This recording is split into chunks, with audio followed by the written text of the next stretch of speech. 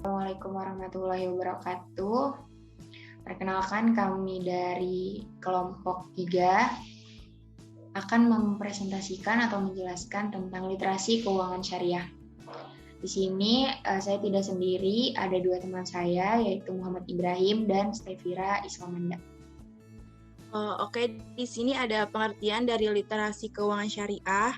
Jadi, literasi keuangan adalah wawasan serta keahlian individu perihal ilmu keuangan yang mempengaruhi perilaku seseorang dalam pengambilan keputusan, sehingga mampu mengelola keuangan dalam rangka menggapai kesejahteraan.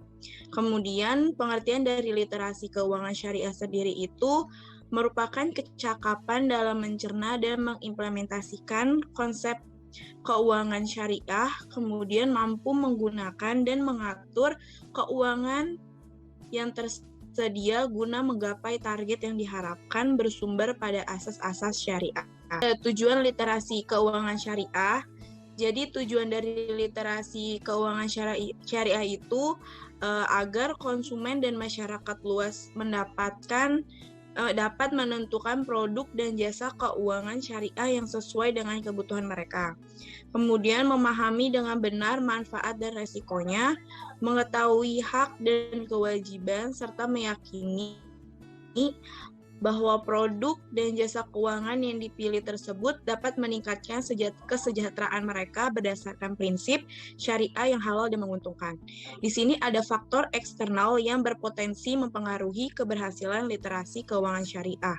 Di antaranya itu ada pertumbuhan ekonomi, ada pendapatan per kapita, ada distribusi pendapatan, ada tingkat kemiskinan masyarakat, ada tingkat pendidikan masyarakat, ada komposisi penduduk yang berusia produktif, dan yang terakhir ada pemanfaatan teknologi informasi. Ini menurut OJK tahun 2016.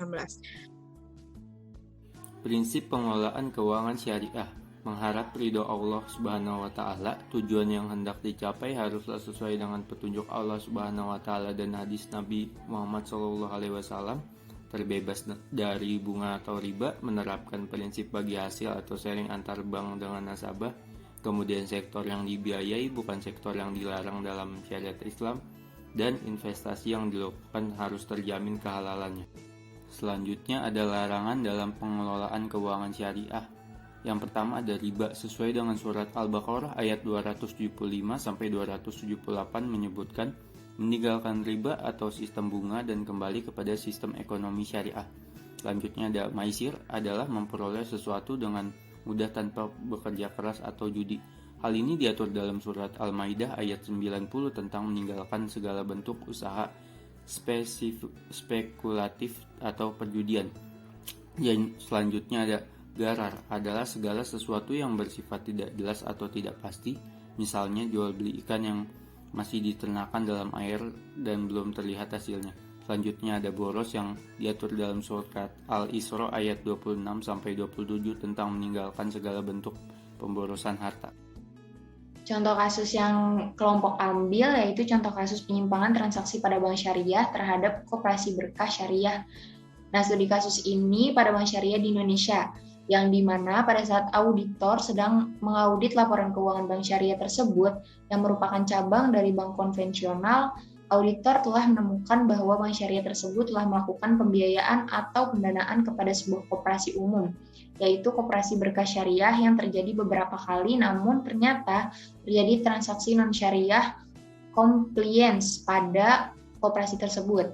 Sementara diketahui pembiayaan itu sudah berlangsung selama kurang lebih 3 tahun dan selama 3 tahun koperasi tersebut membayar margin tiap bulan akibat pendanaan tersebut kepada bank syariah.